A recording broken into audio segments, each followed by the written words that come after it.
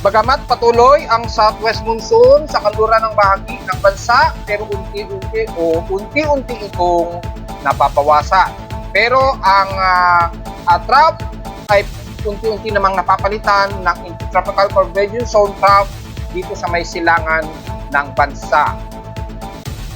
Geomagnetic storm mula kahapon hanggang ngayong araw patuloy pa rin nagsasurface at inaasahang patuloy ang mga watching effect mula sa G1, geomagnetic storm at maaari pa itong umabot sa posibleng active na geomagnetic storm ngayong araw. Pero epekto naman sa ating magnetosphere, bahagya lamang umi-epekto. At posibleng development ng Convergence Watch dito sa silangan ng Mindanao sa labas ng ating Philippine Area of Responsibility o bandang timog silangan ng Guam, minomonitor.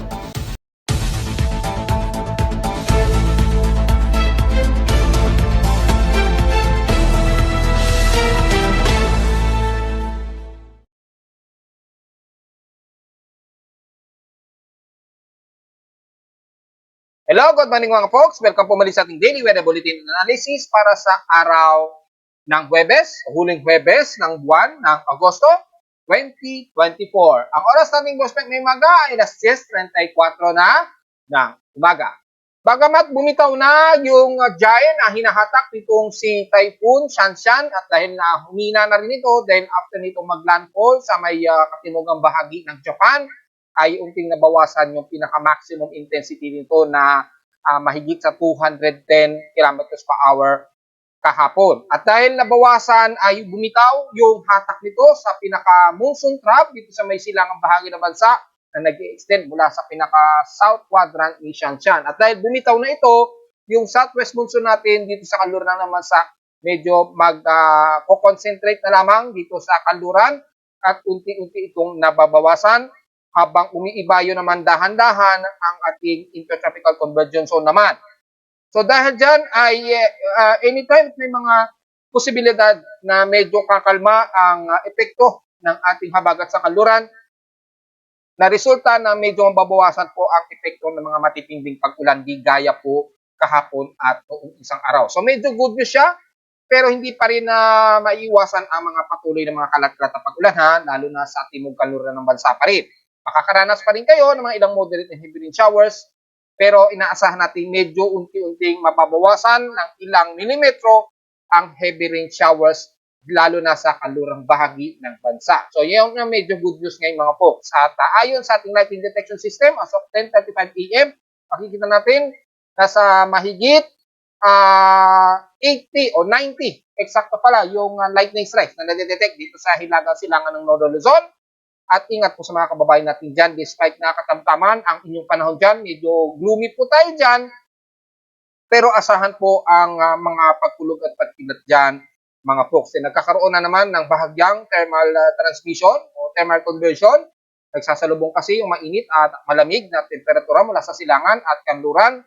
So medyo nagkakaroon ng disbalancing, kaya nagkakaroon po tayo ng mga pagkulog at pagkidlat sa pagitan ng baybay ng kanluran at silangan ng Luzon. So far sa ating Doppler radar imagery, so far medyo makikita ninyo, unti-unti ring nabawasan yung mataas sa volume. Kung mapapansin ninyo, naglalaro sa 5 millimeters, ay at least medyo bumaba na ito. Mga between 2.5 to 4 millimeter na lamang ang accumulated water vapor base na rin sa pinapakita ng Doppler radar imagery. So, bahagya siya nabawasan dahil bumitaw na rin yung hatak dito sa ating monsoon trough dito sa may hilagang silangan ng bansa na sumasama o nahahatak dito si Shanshan. At dahil hindi na, medyo bumibitaw na ito, ay at least medyo nakahinga ng maluwag yung hatak sa ating habagat. So, yun ang medyo magandang balita mga folks. Masalukuyang may thunderstorm watch daw base sa data feed ni Pag-asa as of 10 o'clock AM dito sa atin sa Ilocos Norte.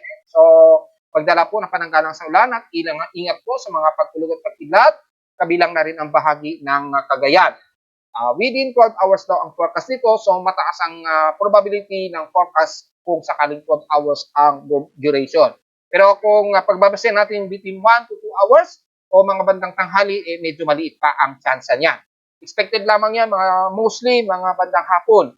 mas makakaranas kayo ng mga localized thunderstorm. So medyo magdala pa rin kayo ng mga pananggalang sa ulan anytime. Lalo na medyo nagko-concentrate po ang ating habagat sa kanluran ng bansa.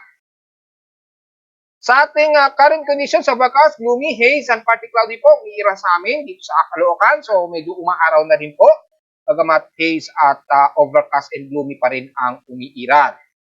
Sa lowest temperature nitala na aking weather station, kaninang madaling araw at 1:25 p.m. nakapagtala kami ng lowest of 25.6 degrees Celsius. Kahapon, mababa, halos very comfortable na may tuturing, pero pinakamataas na temperatura na namin ito sa Caloocan na nakapagtala ng 29.8 degrees Celsius lamang kahapon ito ng umaga at 11:56 a.m. Dahil very gloomy nga po yung panahon kahapon. Napakakapal po ng kaulapan kaya hindi tayo nakaranas ng mataas-taas na temperatura na humigit sa 31 degrees Celsius sa Metro Manila. Kaya mukhang lumalabas pinaka-lowest comfortable temperature na namin ito kahapon. Dahil bumaba siya o nagbilaw siya ng 30 degrees Celsius.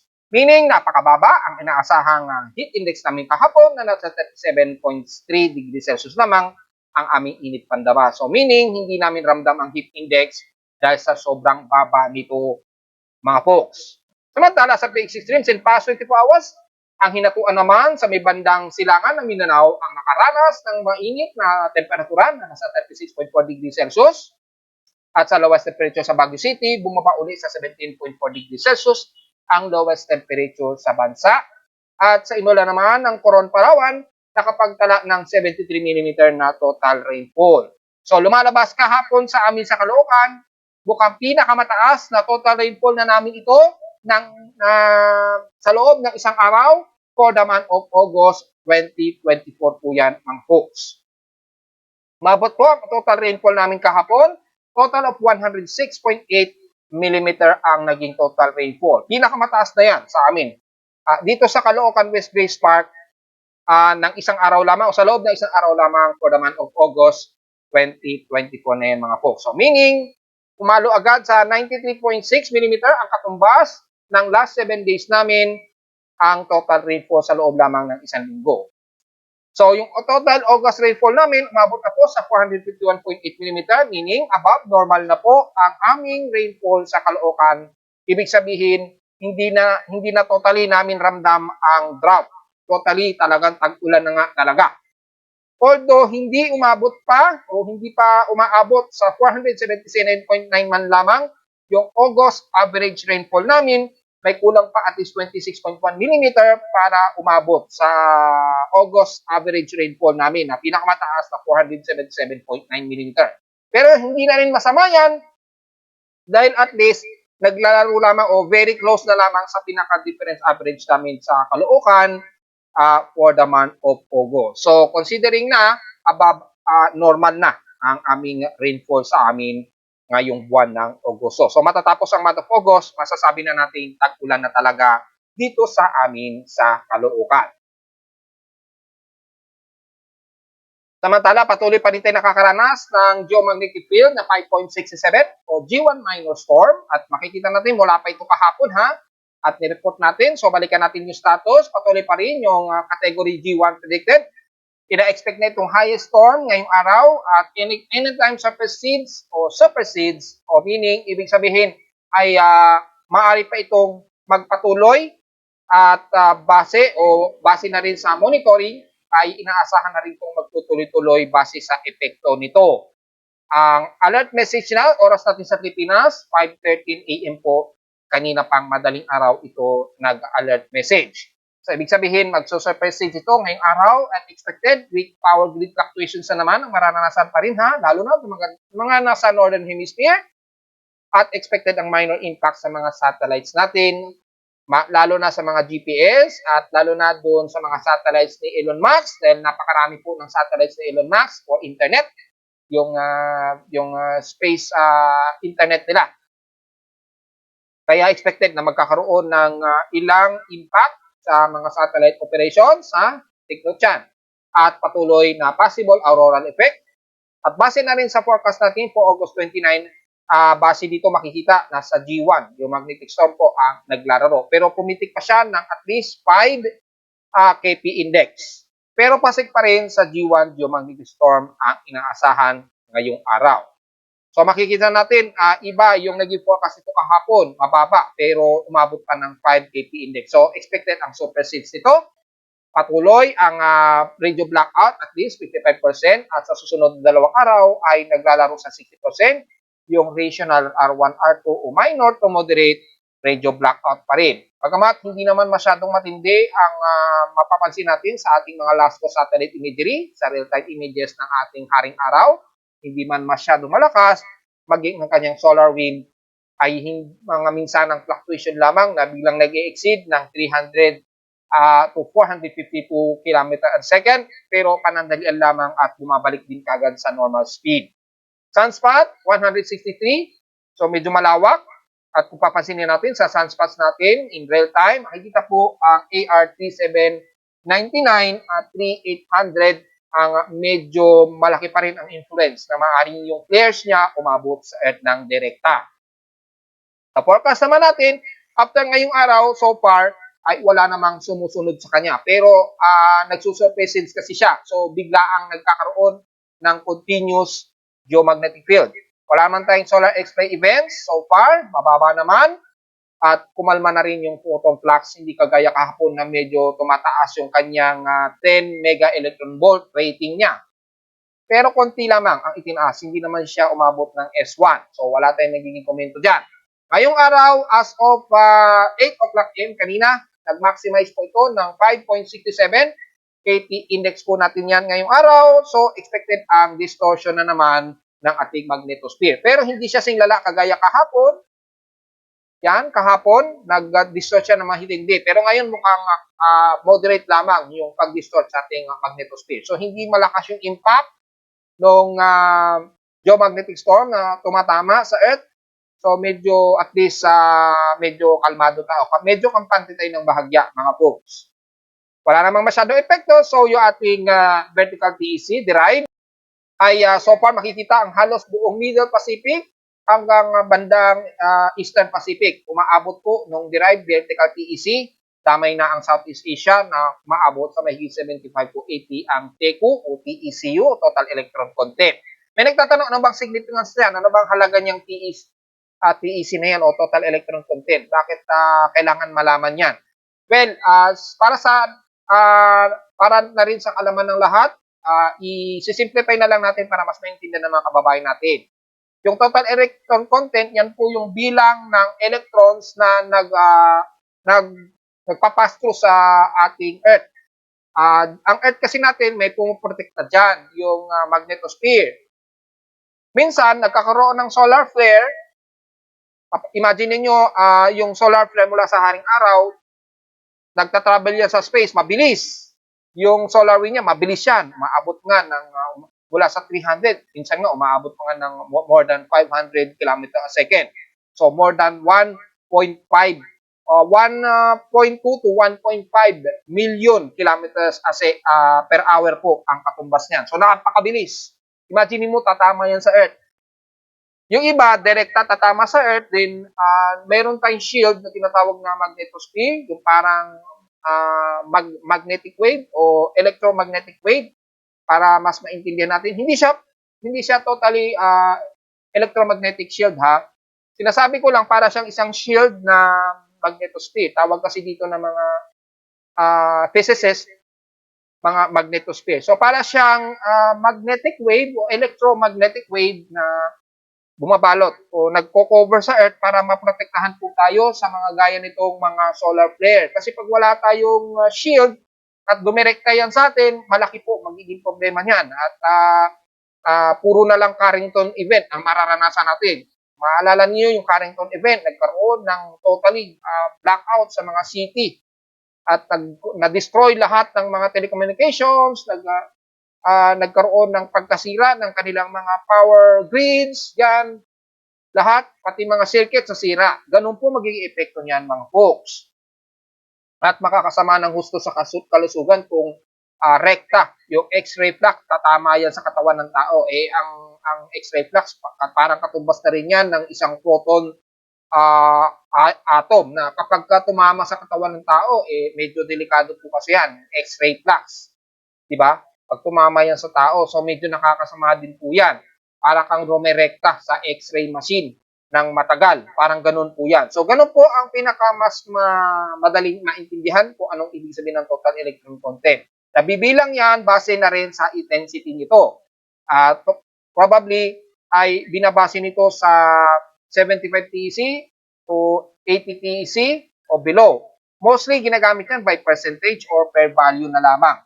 So, yun ang magiging basehan natin. Base na rin sa pinaka-color legend, lumagpas lamang ng 65 o 60 TeC, medyo hindi na maganda yun. Makaka-apekto yan sa ating mga satellites nga po, mga astronauts, lalo na mga solar panels ng mga satellites natin. Makaka-apekto yan sa prediction ng mga weather monitoring systems natin. Lalo na satellites po. Lalo na gumagamit tayo ng geostationary satellites sa outer space para ma-monitor po yung mga weather systems natin. Lalo na yung nagbabantay tayo sa ating mga tropical cyclone. Magkakaroon ng significant delay yan or magkakaroon ng medyo aberya kapag naaapektuhan ng sobrang taas na total electron content. So, ganun po yun. Nakakasira yan kasi kapag ang splitting ng electron content, tumatama yan sa ating mga solar panels, na unti-unti na dudurog po yung pinaka-diodes nun sa ating mga solar panel. Ganun po yung explanation niyan. Mangyayari, humihina po yung konsumo o yung pagkukolekta ng current ng mga solar panel kapag nasisira unti-unti ito dahil sa matagal na exposure sa electron splitting o yung collision ng electron content mula sa solar flare ng haring araw. So, at least, naintindihan nyo na po ang ibig sabihin ha. So, ang auroral activity extrapolated, so far, hindi naman siya nakita. Probably, kaninang madaling araw, since 5 a.m. At hindi naman masyado tumaas ang ating dirigion absorption. So, kung makikita dito, hindi naman dumedirekta yung flare ng haring araw. So, medyo good news yan mga folks. Pero bantayin pa rin natin the expected na mababa ang ating HF conditions between 20 to 18 meters, mga po. Sa ating outside humidity, 74% naman yung ating bubalik sa katamtamang lagay ng ating outside humidity. So, expected, babalik na naman yung ating maalinsangang temperatura kapag tumaas po yung ating outside temperature. So, take note yan, mga folks. Sa ating atmospheric pressure, thunderstormy pa rin na 1,007 hectopascals. And steady ito since last hour. High tide na low tide status natin. So far, medyo mataas po yung level ng dagat. Pero medyo bumababa na po ito. Pero tingnan natin kung gaano siya kataas kanina na nag-high tide dito. Kanina ang 5 o'clock AM, mabot ito ng 1.3 meters. So napakataas po pala. So medyo mataas-taas pa rin po yung level ng dagat sa Pampang na Manibay. So pwede po tayong pumalaot ngayong araw mga folks. Medyo katamtaman at medyo gloomy pa rin tayo. So, magdala na naman kayo ng pananggalang sa ulan just in case bigla magkaroon ng localized thunderstorm may hapon o gabi, mga folks. At sa ating almanac, sumikat naman ang haring araw. Kaninang 5:43 AM at nasang lulubog naman ito mamayang 6:10 PM. Ang pagsikat naman ng buwan na nasa waning crescent of 24% illuminated na lamang. Bukas na ito ng madaling araw magmo-moonrise at kinabukasan naman ng hapon ng 2:49 PM lulubog. Meaning, palubog pa lamang yung yung ating moon nasa elevation of 49 degrees pa lamang. So, medyo matatanaw nyo yan kung medyo dim at klaro ang inyong himpapawid o yung walang masyadong kaulapan. Medyo makikita nyo yung paglubog pa rin ng buwan, medyo dimmer lamang ng bagya. Pero importante, medyo matatanaw nyo pa rin yan dahil palubog pa lamang po ito mga folks at 49 degrees elevation dyan sa may west side ng ating Earth na papalubog pa lamang yung moon. So, bukas pa ng madaling araw ito ng bandang alas 2, magmo-moonrise mga folks. At sa ating local weather outlook para ngayong Huwebes at Biyernes, so mukhang huling Biyernes na po ito at Huwebes, nasa natin magiging partly cloudy at maghapon, may mga localized thunderstorms pa rin possible, mataas pa rin daw ang chance ng forecast ng ulanin at 100%. Ganon din bukas pero nasa at least 74% ang chance ng uulanin bukas dito sa amin sa Caloocan. So, maaaring sa buong Metro Manila na rin.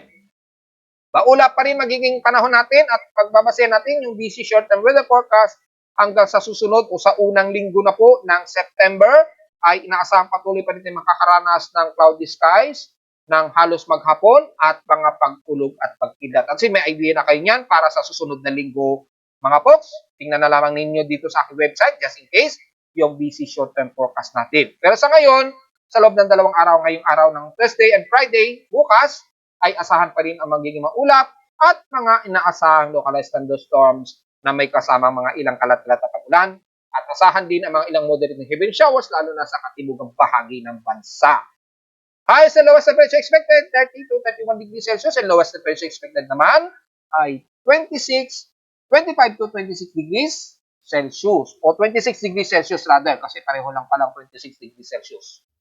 So, diretso agad tayo sa ating ginagamit na satellite imaging. Makita po sa ating infrared heavy rain potential. Madalas nating nagagamit ito dahil mas accurate po kasi nating namomonitor kung aling mga bahagi ng bansa ang mas malakas na inuulan. Lalo na dito sa bahagi po ng Mimaropa, sa timog kaluran ng bansa. Kitang-kita naman po ay nakakaranas sila ng moderate and heavy rain showers, lalo na sa may bandang kalulang parte ng buong Mimaropa area. So, ingat po sa posibleng mga pagbaha mga folks ha. Patuloy pa rin kayo nakakaranas ng mga moderate and heavy rain showers. Pataas pa rin ang heavy rain potential. Yung mga pink na yan yung mas mataas na mga probably mga buhos ng ulan yan, mga 20 mm o above 50 mm po ang buhos ng ulan yan. Ganun po yun mga folks. At mula sa bahagi ng Mindoro, magiging maulap din at asahan din ng mga cluster ng mga kalat-kalat na pag-ulan at ilang moderate and some heavy rain showers, lalo na sa Oriental Mindoro. Yan diyan sa may bandang pababa na yan ng bandang San Jose. Ingat po sa posible pa rin mga pagbaha at mga pagkilat at pagtulog. Unahin muna natin ang hilagang bahagi ng Luzon. Medyo may cluster po ng kaulapan sa may hilagang silangan ng Luzon. Nabanggit na nga po natin, meron tayong mahigit kumulang na mahigit sa 40 lightning strikes po dyan. Lalo na sa extension dito sa may bandang Burnham Rise. Ingat po sa mga pumapalaot dyan, lalo na sa bahagi po ng Santa Ana, Cagayan, baybayin po ng Cagayan Valley at yan sa baybayin po ng Isabela, hanggang dyan sa may bandang Aurora region, sa may bandang Kasiguran. Ingat po, asahan po mga ilang moderate heavy rain showers po dyan sa tabing baybayin na yan.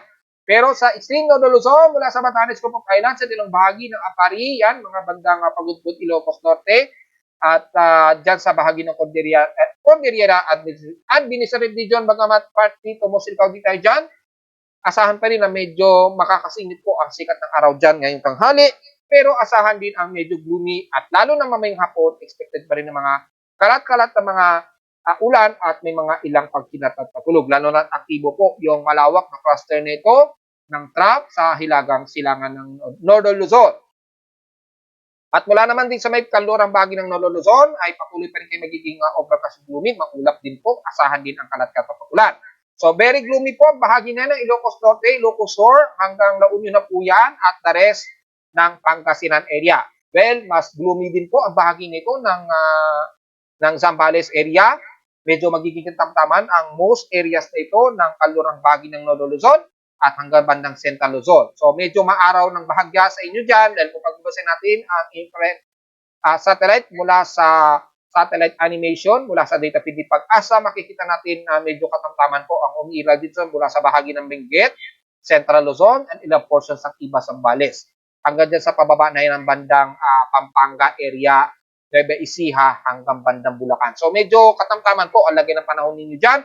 Pero anytime bandang hapon po o gabi, expected pa rin na magkakaroon kayo ng mga kalat-kalat ulan at ilang localized thunderstorms. Wala naman sa bahagi naman ng Bulacan, pababa, kasama ang buong Metro Manila at Calabarzon area, dyan sa bandang Parañaque, Laguna hanggang Batangas, magiging gloomy din po tayo, magiging maulap din at asahan ang kalat-kalat na pag-ulan na may ilang pagkilat at pagkulog. Pero especially ngayong tanghali, medyo maaraw, katamtaman po magiging lagi ng panahon dyan So wag po masyado magbibilad pa rin sa tinding sikat ng araw despite na medyo overcast tayo. Wala naman sa bahagi ng Bicol Region, bagamat maulap din ang inyong himpapurin, magiging medyo katamtaman, pero anytime magkakaroon din kayo ng biglaang buhos ng ulan. Medyo pabugso-bugso ang magiging pag-ulan dyan sa bante ng Bicol Region, especially dyan sa bandang Sipocot, Limanan, hanggang bandang Naga. The rest ng Camarines Norte, syempre magiging maulap din po tayo dyan, so hindi inaalis ang mga chances of light o moderate showers, and the rest ng bandang Camarines Sur, mula Iriga hanggang Legazpi at Sorsogon naman, despite na medyo katamtaman at medyo maaraw ngayon dyan ngayong tanghali, hanggang dyan sa bahagi nga po ng Catanduanes, expected na ngayong hapon magiging gloomy na naman at expected na mga ilang kalat-kalat at isolated rain showers and localized thunderstorms. Nabanggit na natin ng Bumban Mimaropa, nakakaranas sila ng medyo mas moderate and heavy rain showers dyan. So, diretso agad tayo sa bandang Southern Luzon mula Marinduque, Romblon, Burias Island at Masbate. Medyo overcast and gloomy din po tayo dyan. So, hindi natin naialis sa mga kalat-kalat at pag-ulan pa rin na may ilang pagkilat at pagpulog nitong maghapon, ha. So, magdala pa rin ang pananggalang dahil medyo overcast ang mangyayari na panahon dyan. Kabilang na ang northern part ng Visayas at mula dito sa may kalurang bahagi ng Visayas ay asahan din ang kalat-kalat at pag-ulan. Mas maulap po ang himpapawid din dyan, lalo na sa may bahagi ng Panay Island, pababa na yan ng bandang Bacolod, Iloilo, hanggang dito patawid na po yan ng bandang Canlaon and the rest ng Negros Occidental at Oriental. Moderate and heavy rain showers din po ang medyo iira sa inyo dyan, lalo na sa hapon at sa gabi pa rin. So almost buong bahagi ng Central Visayas at Eastern portions ng Visayas, mas nakakaranas kayo ngayon ng mas maulap na yung paporin at asahan din ang ilang moderate and heavy rain showers, lalo na mula Dolores, pababa na yan ng Burangan City, Eastern Samar, Gian Eastern Samar, at sa Leyte naman, buong Tacloban, pababa ng Ormoc, Baybay, Maasin, hanggang doon niya sa kaduluduluhan na po ng Liloan, Southern Leyte. Iwas po sa posibleng pagbaha at huwag naman sana magkaroon ng mga pagguho ng lupa. Well, dyan sa bahagi naman ng extreme ng norte ng Samar, dyan sa may bandang Alin at Katarman, medyo maaraw tayo dyan at medyo katamtaman. Pagdedepende na lamang sa traversing ng trough nito sa silangang baybayin ng Eastern Samar para makaranas kayo ng ilang moderate and some heavy rain showers, especially sa hapon o sa gabi. Naka-forecast naman dyan, nakataas po at least 60% chance na kayo uulanin mula Alin, Katarman hanggang palapag sa Northern Samar. So medyo prepare pa rin tayo kahit na medyo maaraw ang ating umaga at tanghali. Sa buong Mindanao naman, well, ang bahagi po ng Davao Region na kung saan medyo magulo ngayon ang sitwasyon sa Davao City. So ang bahagi na yan magiging mas maulap po at medyo magiging mas maulan din ang mararanasan ninyo dyan. So kawawa naman ang ating mga kapulisan dyan at mga mamamayan na kung saan balitang-balita pa rin ang pagre-raid o lalo na dyan sa bahagi ng KOJC compound ay ang area ninyo dyan ay makakaranas po ng mas maulap na yung papurin. Anytime po, moderate and heavy rain showers po ang iiral.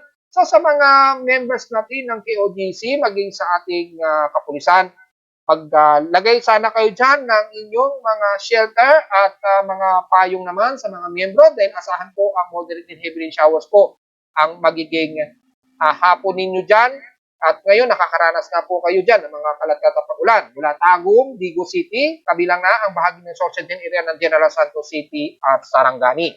Dito naman sa bandang Compostela Valley ay magiging maulap din at maulan. Pababa na yan ng Maragusan, Panutukan, hanggang Governor Generosa na po yan. So halos ditong maghapon, asahan ang mga ilang moderate and heavy rain showers dahil nagre-reaccumulate na naman po yung intertropical convergence line. Medyo nananaig pa rin kasi yung ilang monsoon trap dito sa may bandang silangan ng Visayas. Medyo nahahatak pa ng konti. Nagre-reconcentrate na lamang para magkaroon na ng ordinate yung intertropical convergence zone dito kapag kumalma na po yung hatak sa monsoon trap dito sa silangan ng bansa. Ay nagkakaroon ng mga ilang cluster ng mga trough, lalo na sa may bandang Davao Region. So, ingat po sa mga biglaang flash floods at pagguho ng lupa.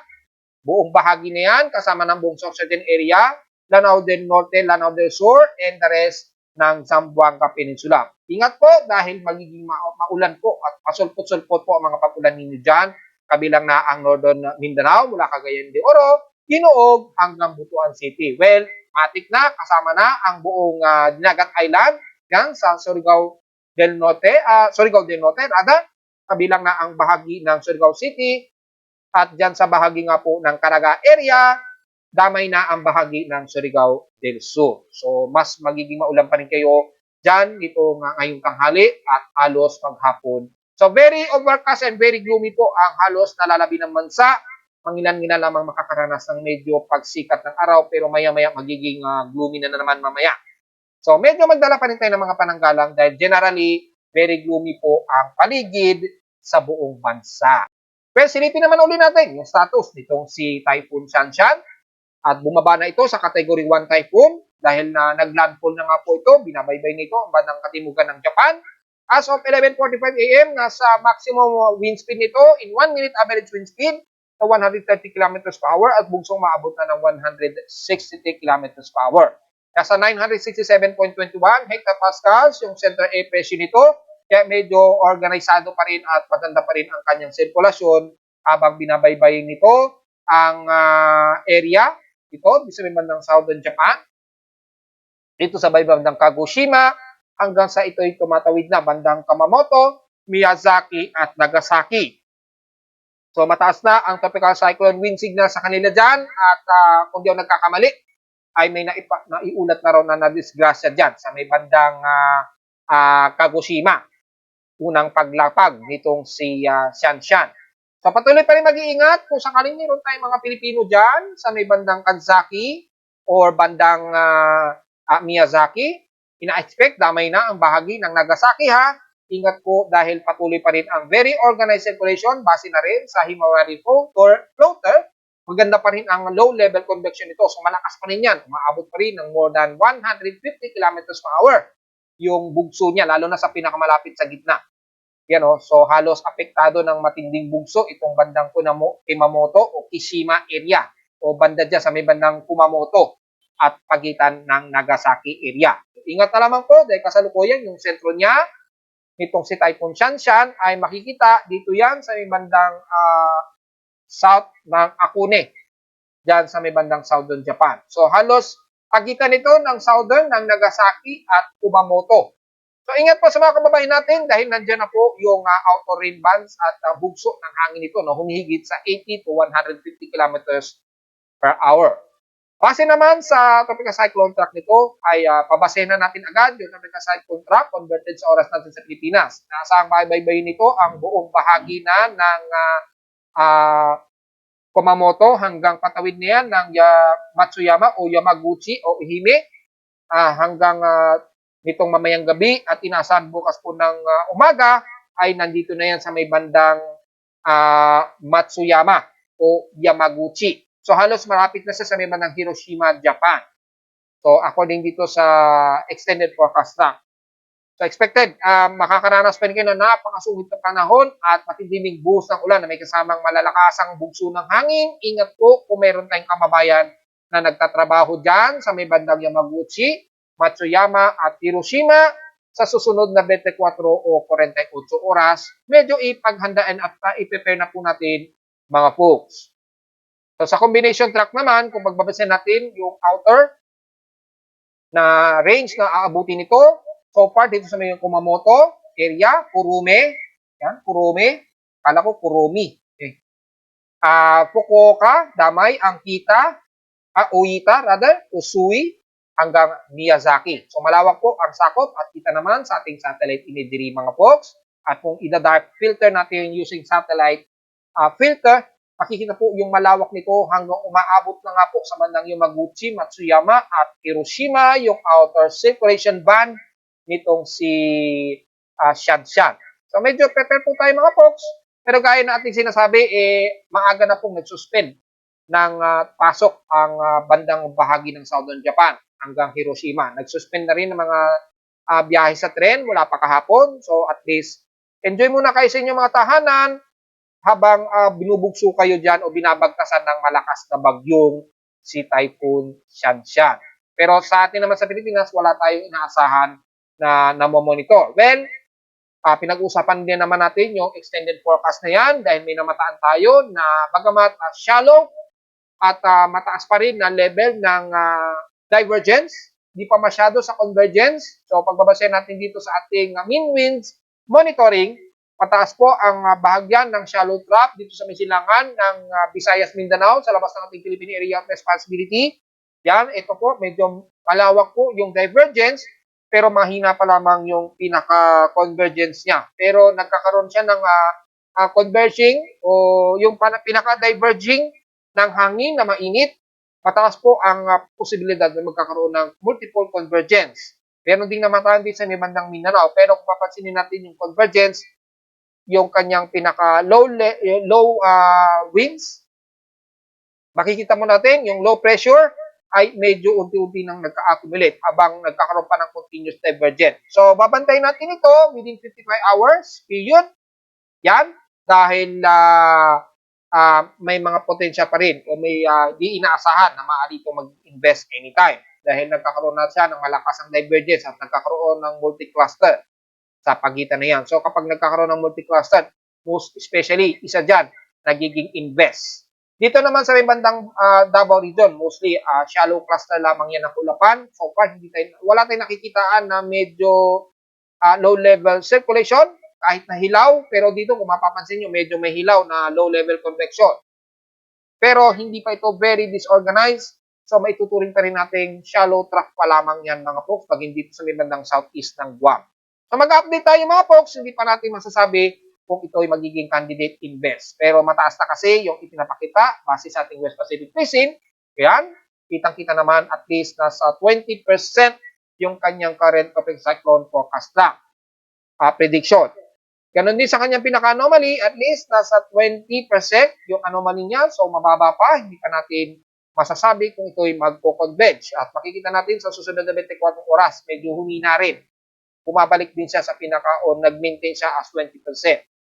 So, hindi naman umabot ng 60% sa susunod na 24 hours. So, babantayin natin dahil gaya na ating paliwanag kanina, ay multi-cluster po ng divergence ang nakikitaan natin sa silangan naman sa labas ng ating par. Kaya anytime maaaring isa sa dalawang yan ay posibleng nga pong maging candidate invest. So, hindi natin maiaalis yan yung ganyang probability. Babantayin natin yan mga po at mag-update tayo anytime. Then, double check natin yung vorticity just in case nag-monomoderate na po yung multi-cluster. Ayan o, nag-monomoderate siya. So, medyo bumababa yung atmospheric pressure. At kung mapapansin ninyo, nagkakaroon na ng redevelopment of intertropical convergence line.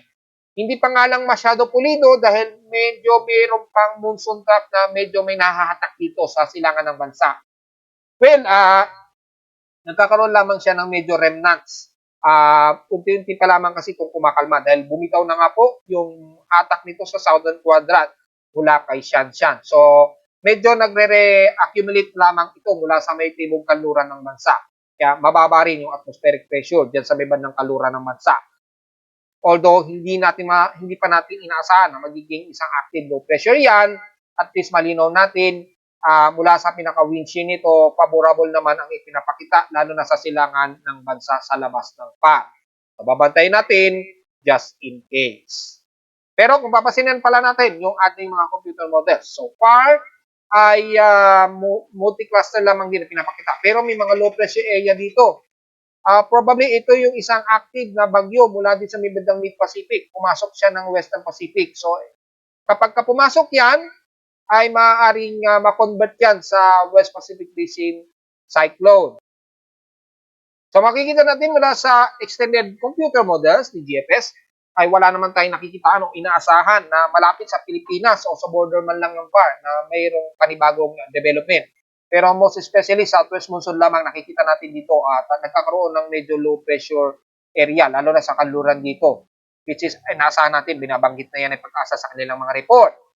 At nakikita rin natin ang reaccumulation ng intertropical convergence zone at mukhang mayroong nag-accumulate din dito sa may bandang northeastern Luzon na mga low pressure cluster. Tingnan natin kung mangyayari yan in real time. Sa SMWF naman, wala namang significant time na namataan hanggang this coming weekend na nga po na posibleng may mabuong sama ng panahon sa loob at labas ng ating Philippine Area of Responsibility.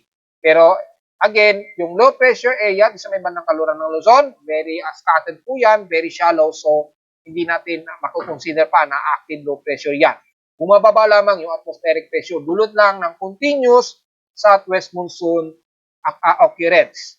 Kay NABGEM naman, well, kung papansinin natin ay hindi naman ganun na nakikita na agresibo na may mabuburin sa bandang West Pacific Basin natin, malapit sa bansa. So, wala tayong masyadong komento. So, ganun din ang pinapakita. Bagamat dito naman kay GM, meron siyang forecast daw. Yan, ipopost natin. dinagdagan na natin yan para sa nag-request kasi kung maaari, pwede i-post. So, nilagyan na nga natin.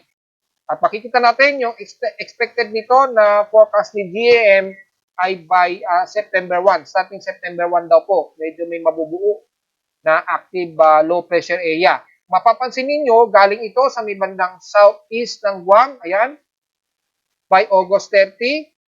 So, bukas na pala ng Biyernes. Tapos, in the next day, unti-unti itong nagiging isang active convergence hanggang sa ito'y naging active low pressure area by August 31, 2024.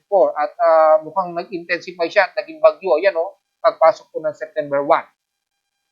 Well, kay GEM pa lamang natin nakikita yan. So, tingnan natin kung mangyayari yan sa katotohanan dahil malayo ito sa pinapakita ng ibang mga computer models ng iba't ibang weather agencies. Hindi pa masyado significant na nagpupugma sila maging sa ibang weather agencies ng NABGEM, ECMWF at GFS, maging kay Japan Meteorological Agency.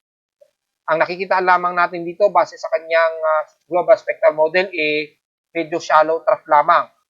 Sa mean sea level pressure, medyo may nakikitaan din pero naglalaro hanggang 1,008 hectopascals. Ayan So, August 31 din ang pinapakita. So, tingnan natin kung magtutugma ito kay GAM. Malalaman natin yan simula bukas po yan ng weekend po. Yan. So, tingnan natin dahil pagka nagkakaroon kasi ng medyo 1,008 hectopascals dito, typically dyan minsan nagkakaroon ng magandang convergence development. Pero nawawala din kagad sa forecast so hindi natin masasabi pa sa ngayon. Malalaman natin yan this coming weekend kung merong magkakaroon na bagong convergence development. Ayun nasa border pa ng PAR by August 31, 2024 po yung extended forecast nito.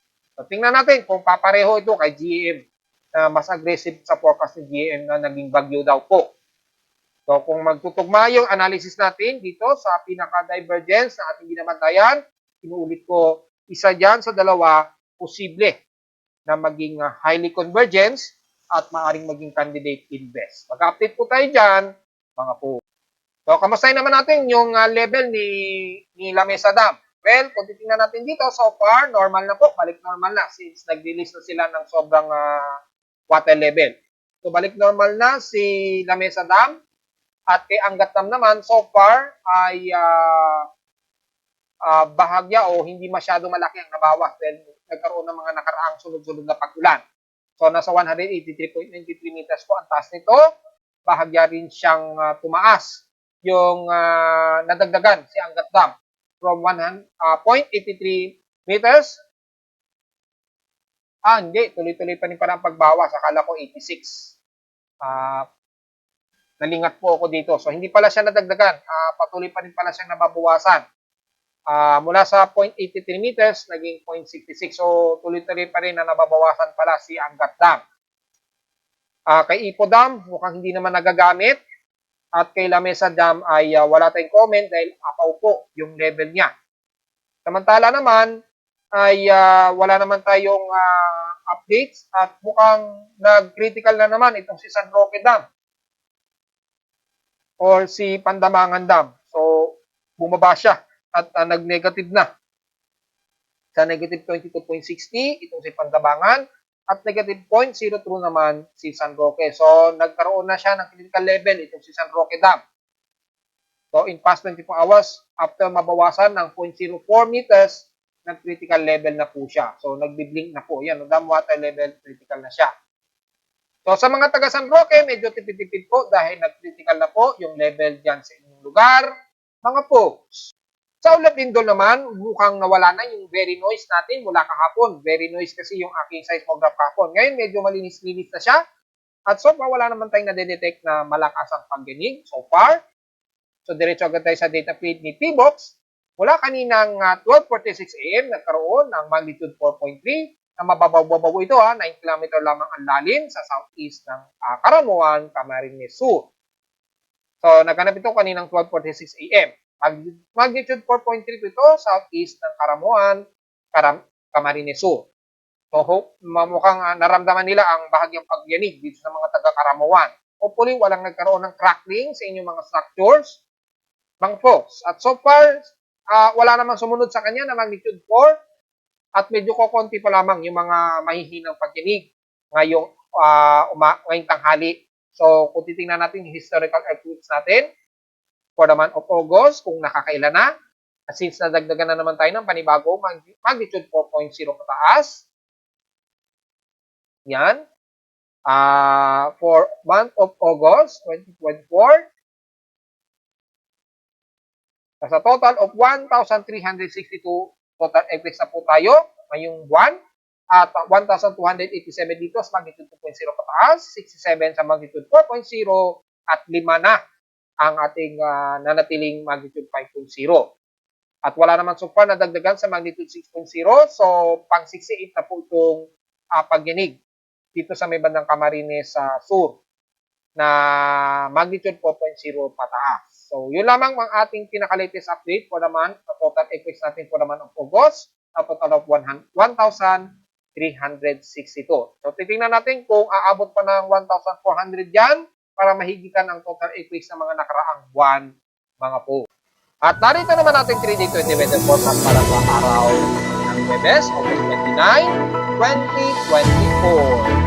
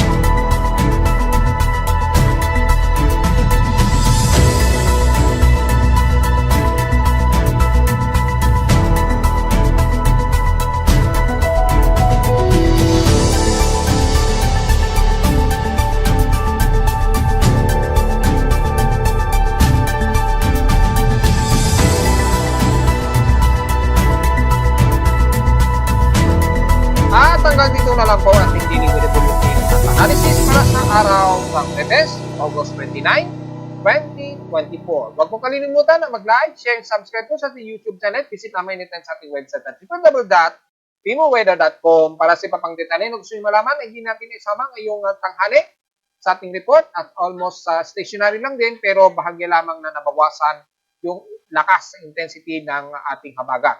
Medyo nabawasan siya ng konti. So, visit lamang din sa aking website para sa gustong malaman ang ibang details, lalo na sa dynamic events mula sa aking weather station sa Caloocan at sa data feeds mula sa iba't ibang weather agencies. Maraming salamat po mga folks at magandang tanghali na po sa ating lahat.